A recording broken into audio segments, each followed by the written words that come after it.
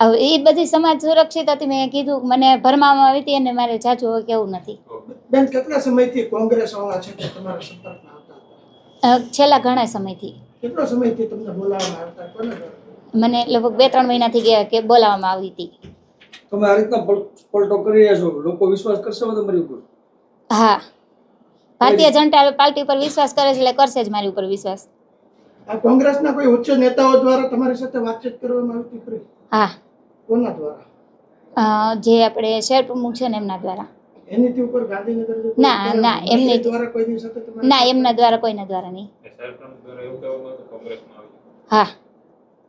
અચ્છા બેન, આ બાબતે શહેર કોંગ્રેસ દ્વારા કોઈ પૈસા આપવામાં આવ્યા હતા કોંગ્રેસમાં જવા માટે? ના, એવા કોઈ પૈસા આપવામાં નથી આવ્યા. ભાજપે શું લાલચ આપી તમને? એમને કશી લાલચ નથી આવી. મેં કીધું મારી ભૂલ સમજાઈ ગઈ એટલે હું પાછી આવી.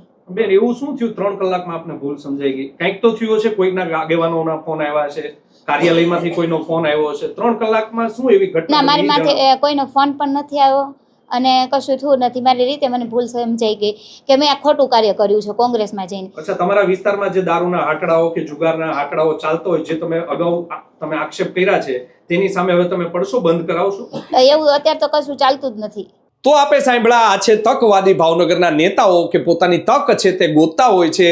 તેઓ કહી રહ્યા છે કે મને જે અહીંયા ભાજપમાં છે તે પાછી લઈ લેવામાં આવી છે અને હવે હું જ્યાં સુધી મરીશ નહીં, જીવીશ ત્યાં સુધી હું છે તે ભાજપમાં જ રહેવાની છું. આમ પત્રકારો દ્વારા પણ એક પછી એક સવાલો પૂછવામાં આવ્યા હતા. તેમને પૂછવામાં આવ્યું હતું કે આપ કહી રહ્યા હતા આપના વિસ્તારમાં છે, આપની આજુબાજુ છે તે અનૈતિક ધંધાઓ ચાલી રહ્યા છે, બુટલેગરોનો ત્રાસ છે, તો શું હવે તમે તેનો વિરોધ કરશો કે કેમ? ત્યારે તેઓ કહી રહ્યા છે કે ના, એવું કોઈ પણ કાર્ય છે તે થતું નથી. મને કોંગ્રેસના નેતા દ્વારા છે તે શીખવાડવામાં આવ્યું હતું.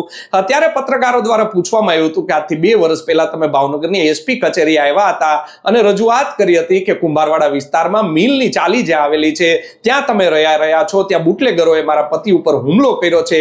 તો શું 2 વર્ષ પહેલા તમે ખોટું બોલતા હતા? ત્યારબાદ આ મહિલા નેતા છે તે ભરાઈ ગયા હતા બરાબરના અને પત્રકારોને જવાબ નતા આપી શક્યા. ભાજપના જે શહેર પ્રમુખ છે કુમાર શાહ, જ્યારે પત્રકારો છે આ ઘટનાનું કવરેજ કરવા માટે ત્યાં પહોંચ્યા હતા ત્યારે કુમાર શાહ છે પોતે કાર્યાલયમાંથી નીકળીને ત્યાંથી ચાલતી પકડી હતી કે ભાજપના જે હવે લીરા કર્યા છે આ બેને, ભાજપની આબરૂની નીલામ કરી છે. ભાવનગરમાં કોંગ્રેસમાં જોડાયા ત્યારે પત્રકારોને બાઇટ આપીને તેને લઈને પત્રકારો હવે મને પણ સવાલ પૂછશે અને પત્રકારોને જવાબ આપવો તેના કરતાં તેણે સમજ્યું હશે કે હવે હું અહીંથી નીકળી જાઉં તે જ સારું રહેશે. માત્ર જે 2 મહામંત્રીઓ છે તે ઉપસ્થિત રહ્યા હતા અને અન્ય જે કાર્યકરો છે તેમની ઉપસ્થિતિમાં બેનની હવે ઘર વાપસી થઈ છે.